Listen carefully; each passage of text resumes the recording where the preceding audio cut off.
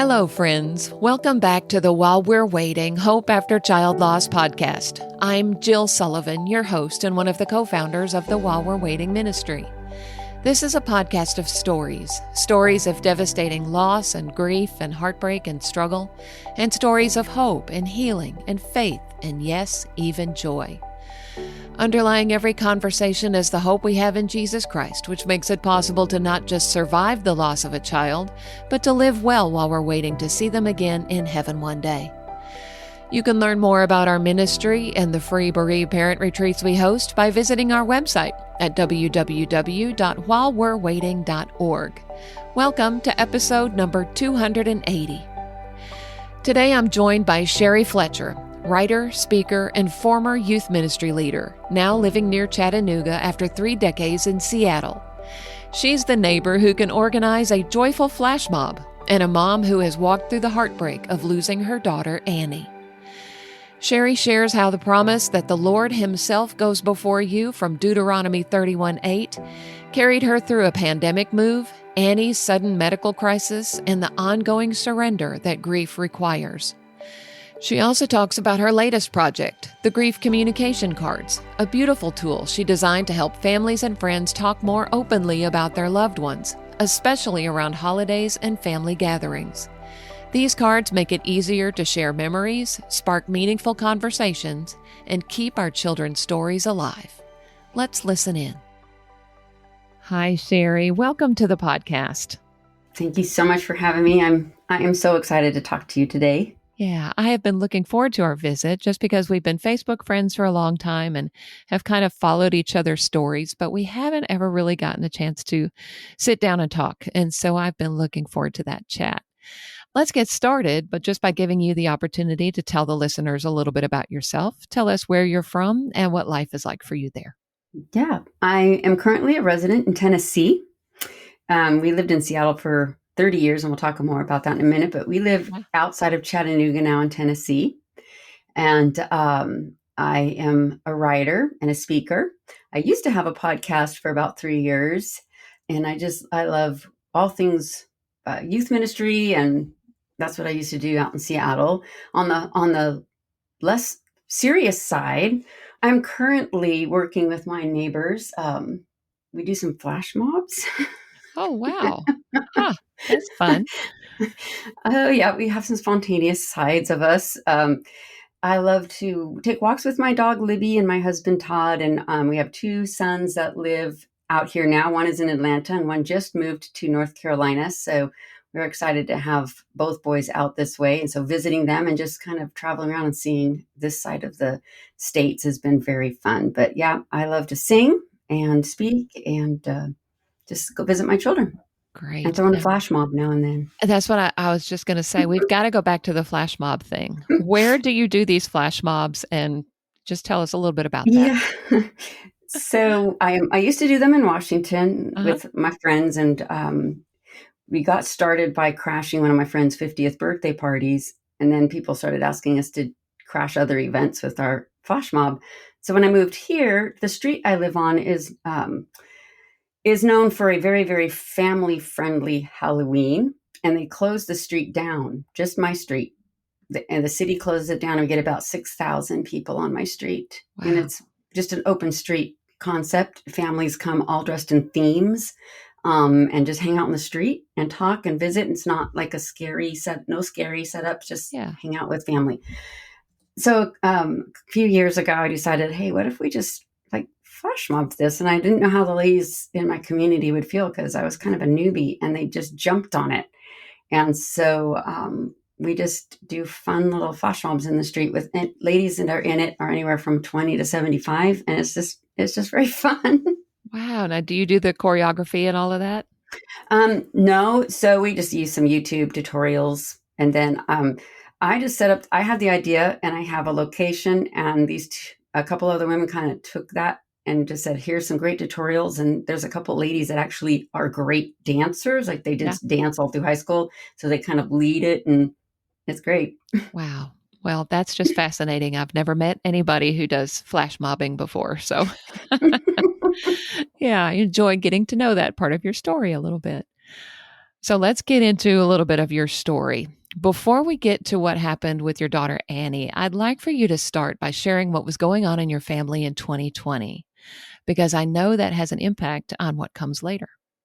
Yes. Back in 2020, we were at that time still living in Washington. Uh-huh. So in March of 2020, if you turned on any major news station, that would be, Fox, MSNBC, CNN. If you turned on one of those, you would be getting a glimpse into my world, my very personal world, because at that time, the first coronavirus, which is what it was called then, Right. was an outbreak in my husband's nursing home. And we were the first nursing home / hospital to get corona. So they told us in the United States. So they were Wow. calling us the epicenter. All eyes were on us. The news was on us 24/7 because they were wondering what was going to happen. And of course, other medical institutions were watching us because they were wondering what's going to happen if this starts happening in ours, which we know it did. So the first person that was sent to us with pneumonia. And that's what we were told. And they weren't getting better. So we sent them back to the hospital and they were diagnosed then with the COVID or Sure. coronavirus. Mm-hmm. So that was actually February of 2028 of 2020. And then everything just kind of started happening like fire in March. And so for a solid 4.5 months, my husband was just pretty much in that nursing home because patients were passing away. Staff were just quitting out of fear. Sure. Things were shutting down. The world was going crazy, and everyone was like, what is happening from that nursing home? We were called that nursing home. So yeah, that happened in 2020. And that is what took us to moving here to Tennessee, because my husband's company, the headquarters are here.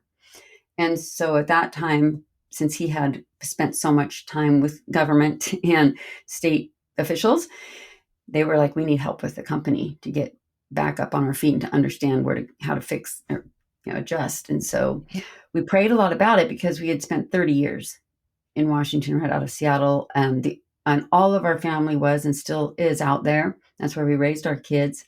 But the only person living in Tennessee at that time was Annie. Uh-huh. And so we asked God to make very clear signs if we were to move. And those signs were very clearly made. So in October, we ended up here in Tennessee. Yeah. And there were a lot of blessings that came out of that move. What were some of those blessings? Yes.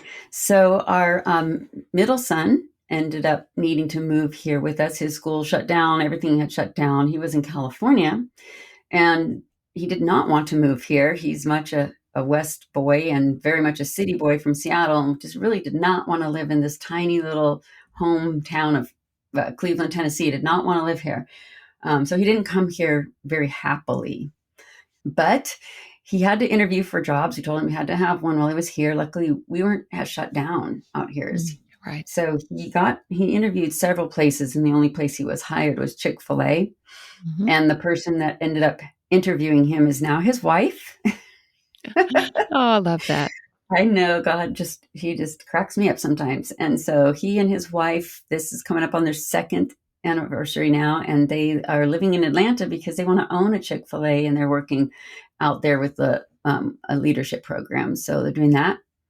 Our youngest son, who was living in Portland at the time, like I said, he just recently moved to North Carolina to get his master's at UNC. And then unbeknownst to me, moving out here gave us the last 3 years of Annie's life with her. And I know in my heart that if we were in Seattle, she probably would not have called me on that day in August, just because I was in Seattle. And the roommate or the doctor told us, had she not called and gone to the hospital, her roommate would have found her dead in 24 hours. Wow. So we were able to be here, and we'll share that as we go. Yeah, absolutely. I would like to know more about Annie. Help us get to know her a little bit. Yeah, she passed away at 29. Mm-hmm. She was my firstborn. A lot of people say we are identical in our behaviors and personality and character. We are go-getters. So Annie was a go-getter, gritty. She told us at age 12 that she would be living in Nashville. She was a singer-songwriter at heart. And so, she told us that all the time. And we were like, sure, that works out. That works out. But didn't think much about it. Sure. She ended up getting her master's in social work. And she moved home after she graduated from getting her master's, and within 1 week accepted a job in Ohio because it was closer to Nashville, and she was gone. Wow. So she took that job in Ohio, but while she was there, she just kept applying and applying and applying for anything that was closer to Nashville. She called one day and she said, Dad, you're not going to believe this, but I got called for an interview to work for a nursing home in Nashville. And when I got on the call, it's one of your nursing homes. And she goes, I want to get this job on my own. I don't want this job because it's the company you work for. Should I tell them who I am? And he's like, no. You put on your resume that you did your, social work hours in life care. And so they're not asking you, who you're related to. You don't have to say. Right. So she got the job, and about 3 or 4 months later, her boss came in and was like, is there anything you would like to tell us? She said no. But so she worked in that nursing home for a few years, but she did a lot of singing and songwriting on her off hours. She also was an amazing photographer. And so she would do socials for these artists out there. And she had a heart for artists that were struggling, not only with their faith, but also because they went out there and realized it's not an easy industry to get into, and it can be very mean and hard. And even in the Christian world, it's not always what it seems to be. And so a lot of writers that would come out there with their dreams, the minute their dreams weren't realized, they also wanted to give up on God and God, what am I here for? Yeah. And Annie really had a heart for that. So she talked to her pastor, and they started a little type of ministry that would meet at houses, and they would let the writers come and share their stories and sing together, and the pastor would talk, and they would just try to give them to realize that maybe because you're not making it in the world you thought you should make it in, God still has a plan for you. And that meant a lot to me because that's kind of a message that I've been giving too. And so she had just started that, but she was go-getter. She wanted to be self-employed. And what we found out the day after she passed away was supposed to be her very last day at a photographer business. I kind of went ahead of myself. She quit the nursing home and started working for a photographer. Mm-hmm. And he told us that she had resigned, and her last day was to be the Friday after she passed away. And on Monday, unbeknownst to us, because it came in the mail, was her license for her own business. So She did it. She was self-employed. She got that license to be her own business, running photography, social media. And then she has several songs out on iTunes. So she just was a go-getter, spunky. She loved to connect people and have a good dance with me in the kitchen once in a while. Sounds like you guys had a really special relationship. Yeah, she's good. Yeah, it's a blessing. So talk about what happened with Annie in August of 2023, including the night that you brought her to the ER. Yeah, I'll back up a tiny little bit. We went to a wedding in July in Washington as a family. And part of that wedding was a hike in the mountains. It was one of her friends, but it was one of the girls from my youth group. So I was helping with the wedding, and part of it was a hike. And not even a quarter of a mile in, she couldn't breathe. Wow. And it was very weird. It was an asthma type of sound. And she was determined to get on that hike because I kept telling her we can turn around, and she was not going to do it. But it took her and I 2 hours to get to the place that everyone was at because she'd have to stop. She couldn't breathe. And we were like, this is weird. I had told Annie several times, you've got to find a regular doctor, for every need. You need to find a general. But she was 29. She kept saying, when I have time, Mom, I'll do it when I get to my own license. I'll get it when I get to this point. So wellness clinics, if she didn't feel good, which I'm not a proponent of. And, but she was 29. So, can only do so much. Right. So I told her, okay, this time you've got to get a general doctor that sees you on the regular. So if there's changes, they can notice. And so she got home from that vacation. And she said, Mom, I got an appointment with a general doctor, and he referred me to a pulmonologist to see why I can't breathe. I said, thank you. That's good. Yes. So on the appointment was August 15 for the pulmonologist. But on August 11, I got a phone call and she said, Mom, I'm coughing up blood. Mm. My doctor is kind of a concierge-ish doctor. So I texted him a picture of what she showed me, and he said, get her into Vanderbilt right now, into the ER right now. And so I told her to get there and I would meet her. I'm about 2.5 hours. So I met her there.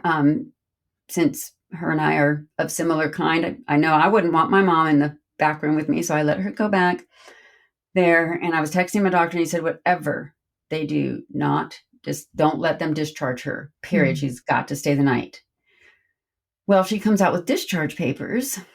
And so I screenshot those and I send them to the doctor. He circles 2 key points and sends them back and says, show this to the lady at the desk. One said, call 911 if your oxygen is below 90. And the other that he circled was her oxygen was 89 and they were discharging her. Wow. Wow. And he said, it's time for them to meet Cheri Fletcher. So they did, much to my daughter's dismay. Sure. And I got her admitted, and she was not happy at all because she had so much to do that weekend, because she would work her regular jobs, 8 to 5, get off work till 11 or 12 at night. And then all weekend she would work on her other business of getting her own clients and that kind of stuff. So she had stuff to do this weekend that I was in the way of. And she was not happy with me. She was so mad that she was shaking. And she said, Mom, I got her all in. And she said, so are you happy now, Mom? And I said, Annie, I'm not happy that you're here, but I'm happy that you're here. Right. I said, this is not what I want. I don't want you in here, but you need to be in here. And so I feel better knowing you're in here. And she said, well, then you can get the blank out and go home. Now, home meant her place, because she at that time was living about a mile away. Yeah. So I said, okay. So I gave her a kiss on the forehead and I said, I'll be back in the morning. Now, the next morning, she apologized because she didn't have a very good night, and they ended up having to put her on oxygen. And she realized, I need to be here. And she said, Mom, I'm so sorry. And I'm like, it's okay. Yes. I know these things, but yeah. So she ended up having to stay. So that was on a Saturday. Of course, no one's there. Then by Tuesday, she had crashed and her oxygen was down to 70, and they put her up in the ICU. And on Wednesday, she was on ECMO. Wow. So things progressed quickly, sounds like. Yeah. That ER moment brought you face to face with the prayers of Jesus in Luke 22:42, when he said, not my will, but yours be done. How did living through that time shift your understanding of surrender to God? Well, I always tell people the hardest part for me is learning that I have to surrender without stipulations. Yep. Looking back at that moment when she was asking me if I was happy that she was in there, and God didn't really reveal at that time to me kind of the parallel until a little bit later after she had passed. And I think you can experience this, like you don't realize how much of your faith you're walking through at that time until you're past it a little bit and you look back and go, okay, because my faith was such an automatic, that's what carried me through, because there's so much your body just goes into, and you just don't realize that because of the automatic walking in faith, that is what you're doing. And that's what Jesus had to do. He had to walk a road that he didn't want to walk. But he had to realize that God had an ultimate plan. God knew things that he didn't know. And the day after Annie passed, that the verse of the day on the Bible app was Isaiah 57:1, that says the righteous perish and no one thinks about it, but he's sparing those from evil to come. Right. And I thought, wow, how often do we pray for the Lord to spare our children from evil? And we say it in the Lord's Prayer, deliver us from evil. And then we say, but not that way. That wasn't the way. And there's so often, I prayed for miracles and miracles because no one knew what was going on with her. We couldn't figure out why we couldn't take her off ECMO. They were treating her for pulmonary hypertension, right heart failure, and all the things that they would treat for that weren't working. And so every time we would try something different and it wouldn't work, we were just did not understand. And we did not know it was cancer till after she passed away. We got results 2 weeks after. And it had just spread to her lungs. Right. Wow. So she was on ECMO for how long then? A little over a week. And then at that point, you all had to say goodbye. We had to make that terrible decision Yeah. to turn it off. Yeah, it's a hard and holy journey to walk your child home that way. Yeah. It was really one of those things you cannot describe it. But at the same time, when you have faith and you know the future in that sense, that's the only thing you can rely on. And the doctor, he's been amazing. He still remembers the dates. Like he'll send an email, and he said, "Your family has impacted this floor, and we don't forget. We haven't forgotten, and things that we do are different now because your family impacted this floor." Wow. Yeah, that's a special gift. But I know you'd rather not be that family. Right. At the same time. Yeah, it's really difficult. You've said that grief can make us want to yell at God, get out. Yeah. Yes. Like Annie did to you that night. And I think that's common among bereaved parents. Why is it important to acknowledge those feelings honestly? And what have you discovered about God's response to us when we push him away like we so often do? Yeah. Grief is just emotions all over at any time, all of them. And I have had friends that say, "I'm so mad at God." And I can honestly say, I have not experienced being mad at God. I give him my anger. I can understand people like my daughter saying to me, "Now get the blank out. Like, are you happy now? Are you happy with the way it's going? So if this is what you wanted, then get out, God." Like, I don't, Right. if people believe, which I do not believe, that my daughter passing is God's will, I don't believe anything on this earth is the way God intended. But like my daughter, her being in the ER was not what I intended, but it was what I needed to happen at that time. I could understand people thinking, if this is God's will, I hate God. I understand that. I can grasp that. But I also know that God wants us to turn that anger and lay it at his feet. It's okay to yell. It's okay. I am mad. I am angry. Because like any parent, you just want your kid to turn to you. And like she was mad at me, told me to get out, but I just gave her a kiss and said, "I'm going to be here in the morning." And that's how God is. He's like, I understand. God's just as angry. His wrath is at sin. His wrath is at the enemy and what he's done to his children. And God's like, I get it too. I am mad too. But I'm not leaving you. I'm going to be here in the morning.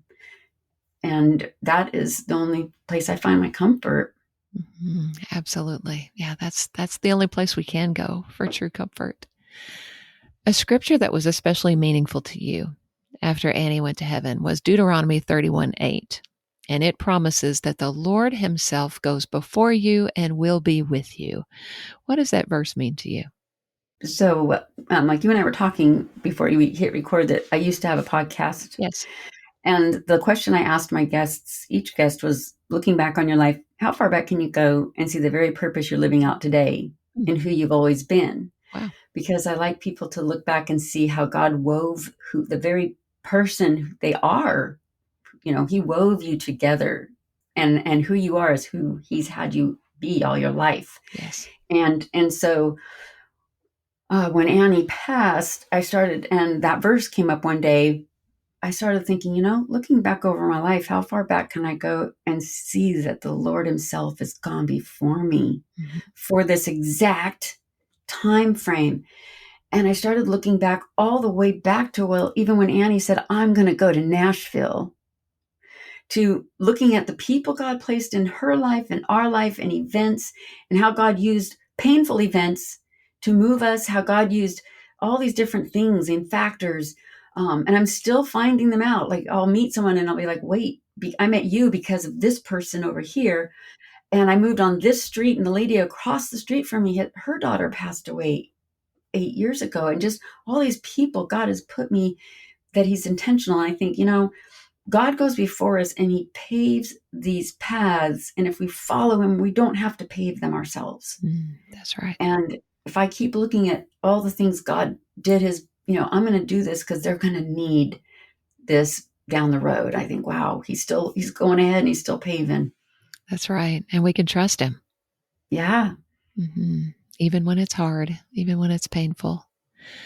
One of your guiding questions as you've gone through life transitions has been, now what? And I'm sure you were asking yourself that after Annie went to heaven.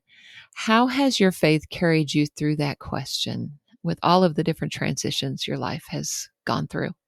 Yeah. So before Annie passed, that's one of the areas that I worked with. And one of the areas I would talk to people on my podcast with is transitions, because so many people, but I've mostly worked with women, when they have a role in their life and that role is substantial and it gives them feedback and it gives them relevance, and that role comes to an end, a lot of times you'll hear phrases like, I need to find myself or find my purpose. And that's what I would work with, is helping them understand that your purpose has been woven in you from day one. Your calling is how you live out your purpose, but you do all of those within a role, but your roles will change. Right. And your purpose is eternal, but the role changes or it ends. Sometimes they're taken. My role as Annie's mother has ended, but the purpose of being her mother is eternal. Yes. And a lot of times when those roles would come to an end, people go, now what? Now what? Because they don't feel relevant. They don't feel seen because they felt so relevant in that role. And empty nester moms, they feel so, now what do I do? Now what? And I think the enemy wants us to constantly feel lost. And if we feel lost, like we've got to go find ourselves, and we keep looking, we don't know what we're looking for, he can keep us from taking who God created us to be into another role that he had planned for us. Ephesians 2:10, he's already planned the next role for us because he needs who we are in that next role. And, I never knew that now what would be losing a child. But I'm still Annie's mom, but that role of Annie's mom has ended. Right. But the purpose that I had as Annie's mother has an eternal impact. And so now what means, okay, God, this role has ended. Now, where do you want me to go? Now, what do you want me to do that can continue to make an impact for the kingdom? Mm-hmm. Yeah, it's an important question to ask. Now what?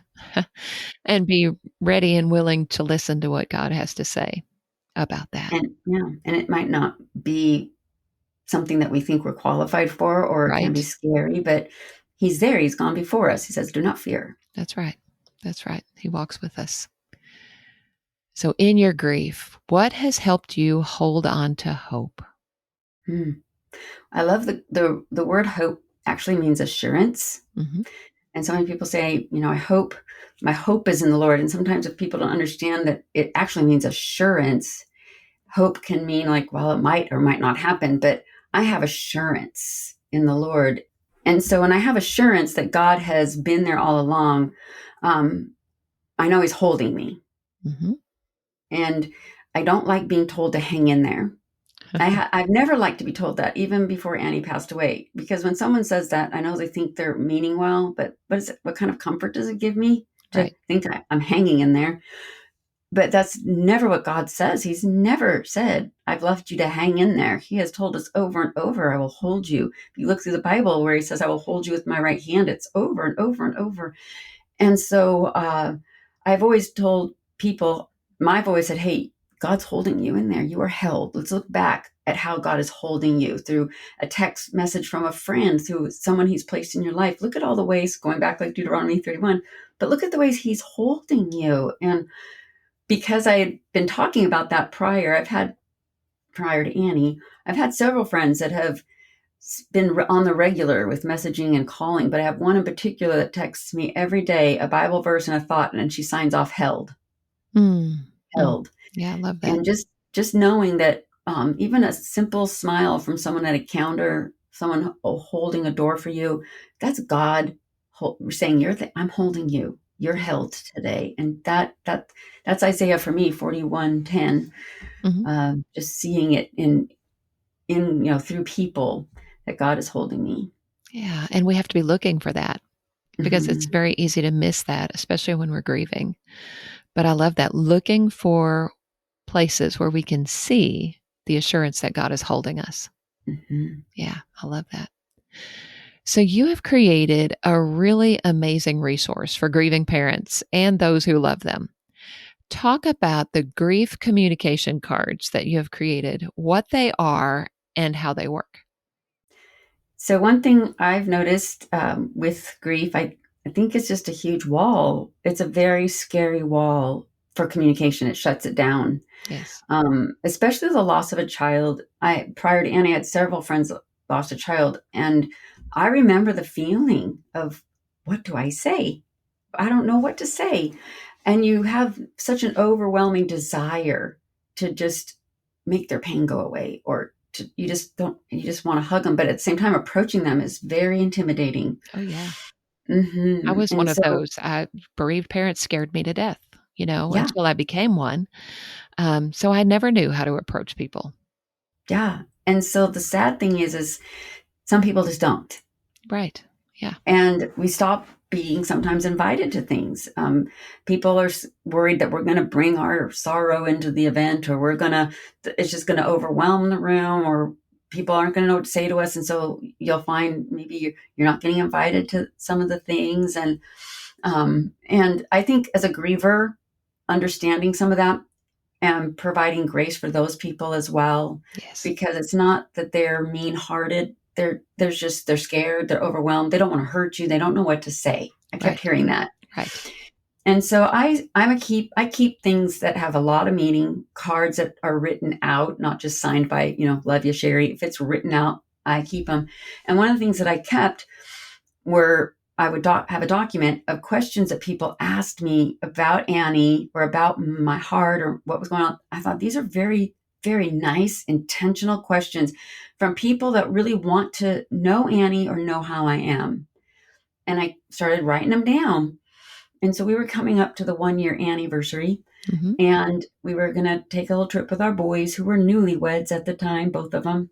And, it's 1 year with Annie, and now they're newlyweds. And it's just it's a big emotional Sure. thing. Yes. And my boys they love card games. So I took some of these questions and I put them all on index cards, and we just had them on the table.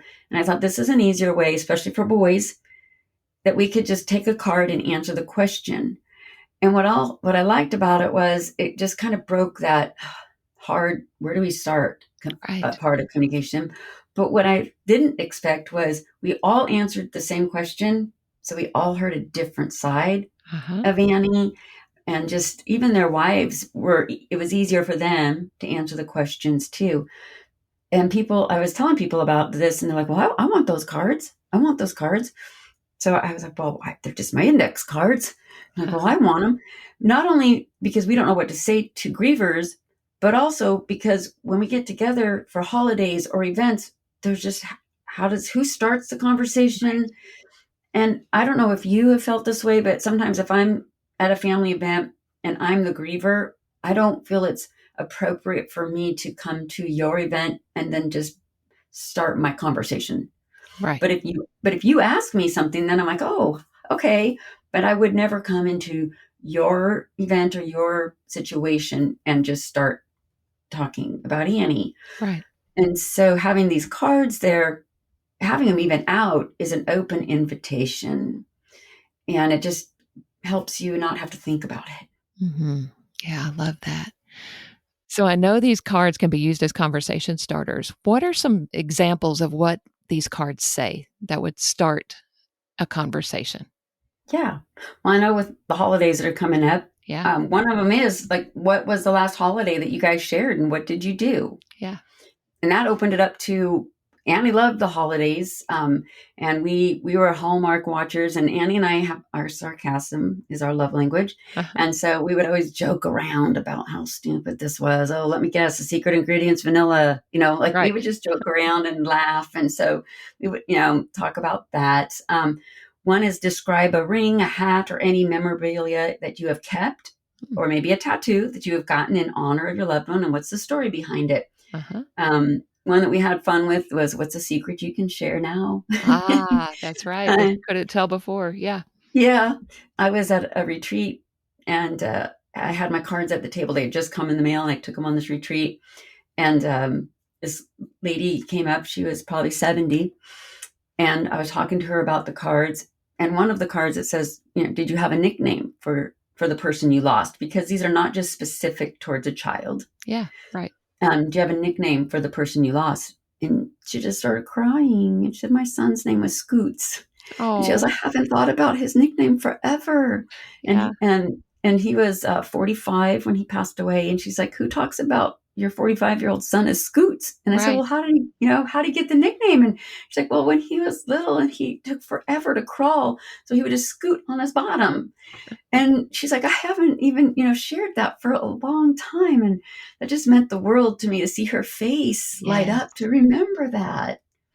So that's some of the questions in here. Yeah. Yeah, I love that, and they're appropriate for all ages, because I'm just Yes. thinking about our Christmas family gathering, and, we have little bitties that are grandchildren of my relatives and then all the way up to older people, and those are things that are appropriate for any age, things that Yes. you can talk about with anyone.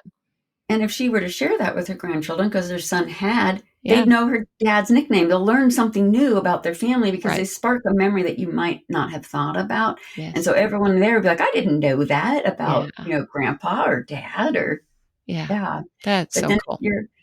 like you said, we're scary people to approach. So if you're going to an event and you're like, hey, Jill's going to be there, I'm just going to ask her, like, hey, what specific qualities of your daughter do you hold most dear, and how do they continue to impact you? Right. Yeah. It's not like you'd have to pull out the cards at the event. You could use the cards before the person came to help you Yeah. think of questions to ask. Ah, yeah. Mhm. I love that. So if people wanted to get your grief communication cards, how can they get a set for themselves? Well, they can go on my website. That's the only place I'm selling them as of now, and that's cherifletcher.com. And then, of course, your listeners are getting 10% by using the code waiting10. Uh-huh. And so right now, that's the best place. Yeah, I appreciate you giving the listeners a discount code, and that will be included in the show notes. We'll put the link to your website and along with that discount code. And that's an evergreen code, right? So that It's will an be good evergreen code. anytime. Yes, Very good. absolutely. Yeah, I love that. So as we close out our conversation, I want you to just spend a couple of minutes and talk to that mom or that dad who is at the very, very beginning of their grief journey, who is just starting on this road. What advice or encouragement would you have for them? Well, I'm still pretty new too, huh? Yes, I you feel are. like, oh Uh-huh. man, I just ended my second year. And those first days, they're a blur. Yeah.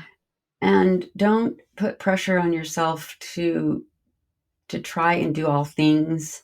Give yourself the grace. Give the opportunity to those that have, jumped in and taken over. Let them do it. Yeah. Um, I would also say remind people that right now you might not get back to them. So that was my hardest thing is I'm used to getting back to people right away. And I just got my mind was so flooded. And I just finally said, if I don't reply, please know it's not personal. Like I Right. just can't reply, and just gave myself that permission. I gave myself permission to not write thank you cards, which I have never not written a thank you card. And I just gave myself permission to not write thank you cards for a while. Yes. Yes. So just giving yourself permission. Your body needs that it's been in shock. Hmm. It just needs that quiet permission. Yeah. I had a hard time writing thank you cards too. And I postponed it for a long time. And I'm sure I did not do all of them that I should have, but I did the best I could. And like you said, you just have to give yourself permission to let Yeah. those things go.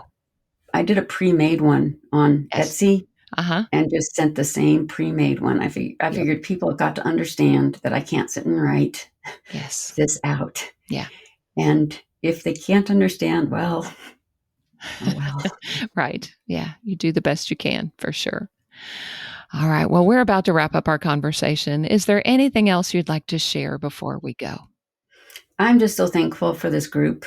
When I first lost Annie, you're searching and searching, and I joined a lot of groups, and this is the only one that I've stayed in because this one is just so real, and it's just doesn't have a lot of stuff in it that I didn't want, and it just seems like the people really care on here, and I'm just so thankful that you've provided this out of your pain. So thank you very much.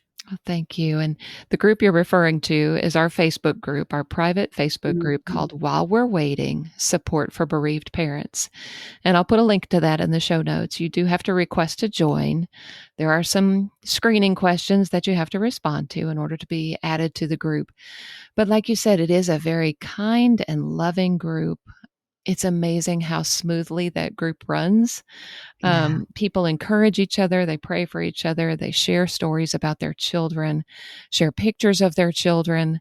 And I was telling you before we started recording, I think I'm going to start using some of your communication cards, maybe once a week, to just pose a question to the group and give people the opportunity to share some things about their kids, like their kids' nicknames and things like that, that I wouldn't think of to ask about. But those are things that people love to talk about. So if you join that group, you may start seeing some of Cheri's questions pop up in that group in the days ahead. Thank you. Yeah. Well, thank you. I appreciate you joining me today and sharing about your beautiful Annie. Thanks for that opportunity. I really appreciate it. As we wrap up today's episode, I'm so grateful to Cheri for sharing Annie's story and the way she continues to see God's hand going before her, even in her deepest sorrow. Her honesty about surrendering without stipulations and her reminder that we are held, not left to simply hang in there, offers such hope to those of us walking this road. I especially love how Cheri's grief communication cards help open the door for meaningful conversations about our children. I can't wait to use them with my own family this holiday season, and I hope they'll be a blessing to you as well. You can find the link to purchase those on her website, along with the discount code for listeners in the show notes.